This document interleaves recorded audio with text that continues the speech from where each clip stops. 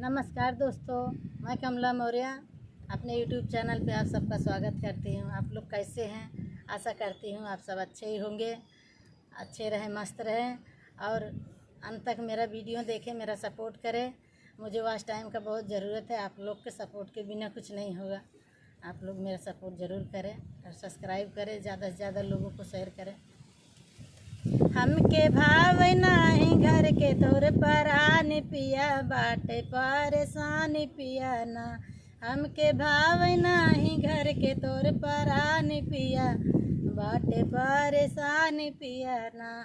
तोहरी बहनी हमारी नंदा, कौनो काम नाही धंधा। तोहरी बहनी हमारी नंदा, कौनो काम नाही धंधा। वो तो बैठे बैठे झगड़ा करावे पिया, बाटे परेशान पिया ना।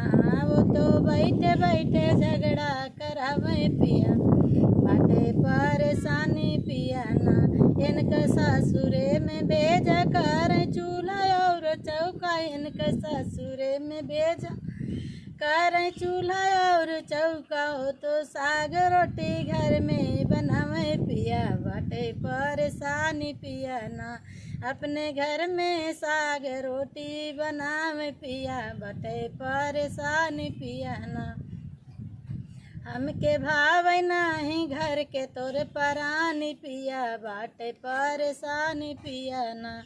हमारी बहनी तोहरी साली, बाटी बड़ी भोली भाली। हमारी बहनी तोहरी साली, बाटी बड़ी भोली भाली। उनके चुनरी लिया रंग धान पिया, बाटे परेशान पिया ना।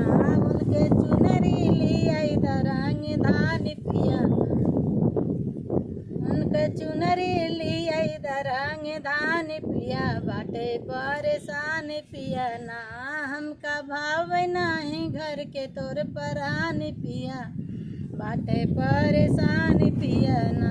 तोहरी माई हमारी सासू बोलिया बोल बहे आंसू। तोहरी माई हमारी सासू बोलिया बोल चुए आंसू। तोहरी माई हमारी सासू बोलिया बोल चुए आंसू। अब उनकर ना चली मन मान पिया, बाटे परेशान पिया ना। अब उनकर ना चली मन मान पिया, बाटे परेशान पिया ना। हमके भाव नाही घर के तोर परान पिया, बाटे परेशान पिया ना। तोहरी सासू हमारी अम्मा, बाटी जैसे जागी दम। हमारी माँ तोहरी सासू हमारी अम्मा, बाटी जैसे जागे दम। उनकर पूजा करब दोनों परान पिया, बड़ी परेशान पिया ना। उनकर पूजा करब दोनों परान पिया, बाटे परेशान पिया ना। हमका भाव ना घर के तोर परान पिया, बाटे परेशान पिया ना। हमका भाव ना घर के तोर परान पिया, बाटे परेशान पिया ना।